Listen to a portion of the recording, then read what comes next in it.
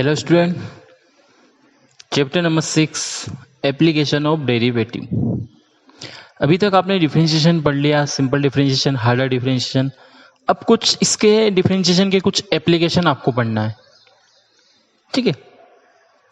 Application में सबसे पहले अपन स्टार्ट कर रहे हैं किसी भी सरफेस का rate of change of quantity निकालना। मतलब जैसे किसी क्यूब दे दिया है, उसकी एज में कितना चेंज हो रहा है टाइम के साथ, या स्पेयर दे दिया है, सर्कल दे दिया है, उसकी टाइम के साथ उसकी रेडियस कितनी चेंज हो रही है, एज कितनी चेंज हो रही है, या बलून से तो वो कितना, जैसे बलून्स में हवा भरते हैं तो वो टाइम के साथ जैसे धीरे धीरे बड़ा होता है, तो उसके बारे में अपन इस चैप्टर में अब स्टडी करेंगे, ठीक है।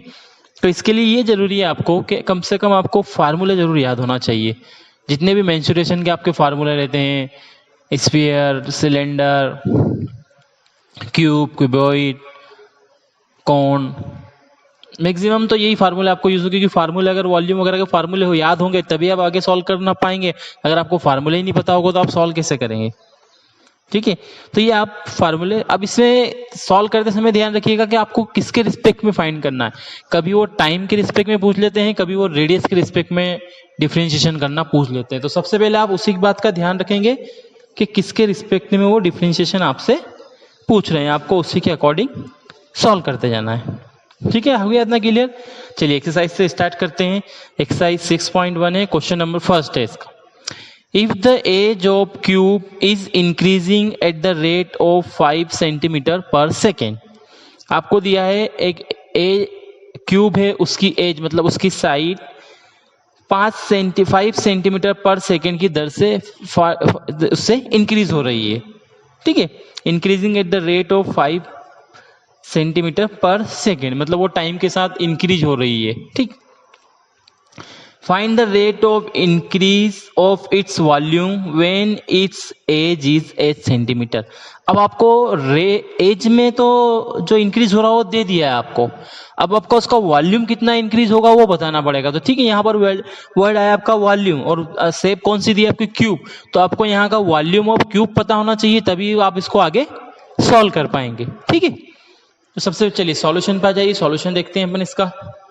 सबसे पहले सपोज कर लीजिए, let the edge of cube is A and its volume is V at the time of T. Volume V suppose कर लिया, एज ए सपोज कर लिया अपन ने, ठीक है। वॉल्यूम का इसका फार्मूला होता है वी इक्वल टू हो गया आपका ए क्यूब, ठीक है।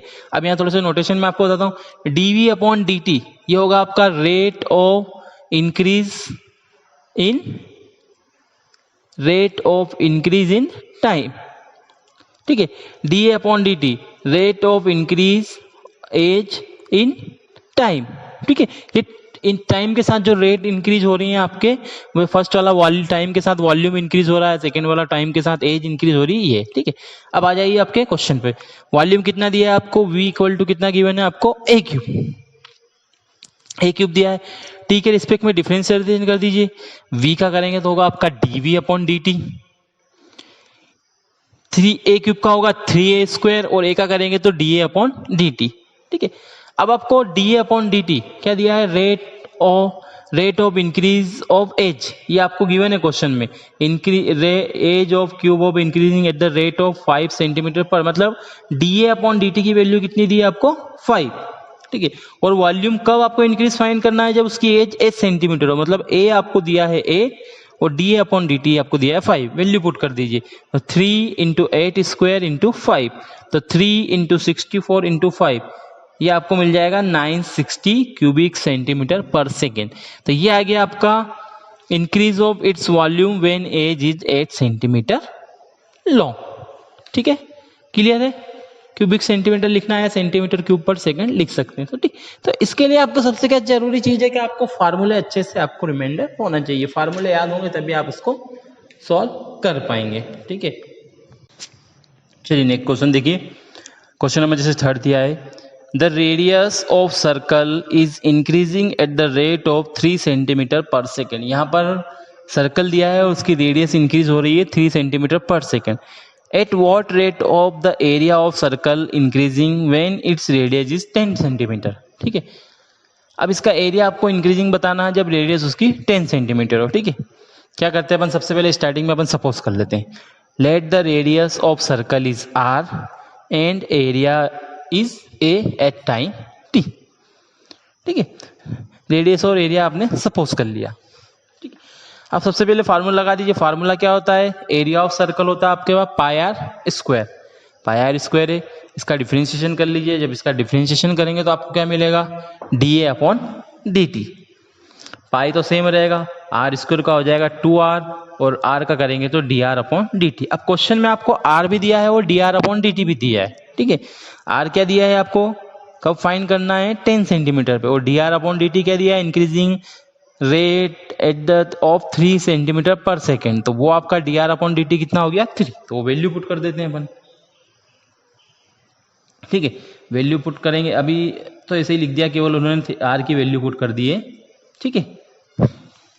3 पुट कर दिया, आर की वैल्यू तो हो गया आपका 6 पाई आर। अगली स्टेप में वो आर की वैल्यू पे 10 रखेंगे, ठीक है।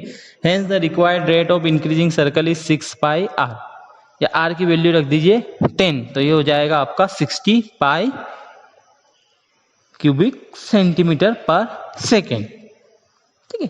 60 पाई सेंटीमीटर, क्यूब नहीं, एरिया दिया है सॉरी, है ना, तो यहाँ पे क्या आएगा 60 पाई सेंटीमीटर पर सेकेंड, ठीक है। तो बहुत सिंपल, दो वैल्यू आपको गिवन रहेगी, बस आपको फार्मूला अच्छे से याद होना चाहिए। और देखिए एक छोटा सा क्वेश्चन सॉल्व और बताता हूँ। Find the rate of change of the volume of a sphere with respect to it radius. देखिए मैंने कहा स्टार्टिंग में आपको समझाया था किस पे रिस्पेक्ट में फाइंड करना, वो भी आपको विशेष तौर पे ध्यान रखना है। Find the rate of change of its volume with respect to it radius when it radius is 3 centimetre. अब रिस्पेक्ट किसके रिस्पेक्ट में फाइंड करना है, रेडियस के रिस्पेक्ट में, उसकी रेडियस जब आपकी 3 सेंटीमीटर हो, ठीक है। सबसे पहले अपन सपोज कर लेते हैं, let the volume of sphere is v and radius is r at time t, ठीक है। फार्मूला लगा दीजिए वॉल्यूम का, v इक्वल टू हो जाएगा 4/3 pi R cube, 4/3 pi R cube. अब इसको टाइम के रिस्पेक्ट में फाइंड नहीं करना, रेडियस के रिस्पेक्ट में फाइंड, मतलब इसको डिफरेंशिएशन किसके रिस्पेक्ट में करना पड़ेगा आपको, r के रिस्पेक्ट में, ठीक है। ये हो जाएगा dv अपॉन डी आर 4/3 पाई, ये हो जाएगा 3r स्क्वायर। अब r के रिस्पेक्ट में करना है तो r का तो डिफरेंशिएशन होगा ही नहीं, ठीक। तो ये हो गया आपका 3 से 3 कैंसिल, तो 4 पाई आर स्क्वायर। अब ये कब चेंज आपको फाइंड करना, व्हेन रेडियस इज 3 सेंटीमीटर, तो when r equal to 3 centimetre then dv upon D R 4 pi r की जगह रख दीजिए 3। इसको जब सॉल्व करेंगे तो आपको मिलेगा 36 पाई। तो क्या हो गया यहाँ पर, इसका rate of change of volume कितना हो गया आपका 36 पाई क्यूबिक सेंटीमीटर पर सेकेंड, ठीक है। तो इस तरह के शॉर्ट क्वेश्चन टाइप है, इसमें कोई से लॉन्ग ज़्यादा बड़े क्वेश्चन दिए नहीं रहते हैं आपको, लेकिन आपको फार्मूले याद होना चाहिए। अगर आप फार्मूले याद होंगे तो इसको बहुत आसान तरीके से आप सॉल्व कर पाएंगे। मैक्सिमम आप देखिए, आपको वॉल्यूम या एरिया में चेंज का पूछते हैं तो वॉल्यूम और एरिया के फार्मूले तो आपको बहुत अच्छी तरीके से याद होना ही चाहिए। नहीं याद है तो अभी भी पढ़ लीजिए, उनको फार्मूले पढ़ लीजिए तो आपको, क्योंकि इसमें मैक्सिमम जो भी क्वेश्चन आप देखेंगे आपको इसी तरह के क्वेश्चन मिलेंगे, ठीक है। सर्कल, स्फीयर, क्यूब, क्यूबॉइड, ठीक, इसी तरह के क्वेश्चन मिलेंगे, ठीक। आगे देखिए क्वेश्चन को बता रहा हूँ, एक एग्जांपल नंबर 18 है। A ladder of 5 metre long leaning against the wall, मतलब एक 5 मीटर लंबी सीढ़ी है, वो एक वॉल के अगेंस्ट लगाई गई है। वॉल के अगेंस्ट सीढ़ी कैसे लगाते हैं आपको पता है। The bottom of the ladder is pulled along the ground away from the wall, away from the wall at the rate of 2 metre per second, ठीक है। उसका जो हिस्सा है वो 2 मीटर पर सेकेंड के हिसाब से चेंज हो रहा है, निचला वाला हिस्सा। How fast is height of the wall decreasing when the foot of ladder is 4 metre away from the wall, ठीक है। मतलब उसका निचला सिरा आप 2 मीटर पर सेकेंड के हिसाब से खिसका रहे हैं, तो आपको बताना है कि उसका उपला सिरा किस हिसाब से, जो उसका ऊपरी सिरा है वो किस हिसाब से डिक्रीजिंग होगा।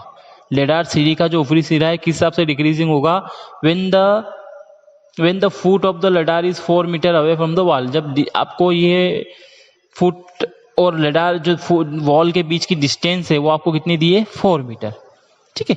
देख लीजिए इसको सॉल्व करते हैं अपन, कैसे करना है सॉल्व। सबसे पहले देखिए, let any time T the bottom of the lidar be at a distance of x meter from the wall and the height of wall is a y meter। ठीक है, फुट से वॉल की distance दिए x metre और उसके wall पर उसके जो ऊपरी सिरा उसकी डिस्टेंस अपन ने सपोज कर ली y मीटर।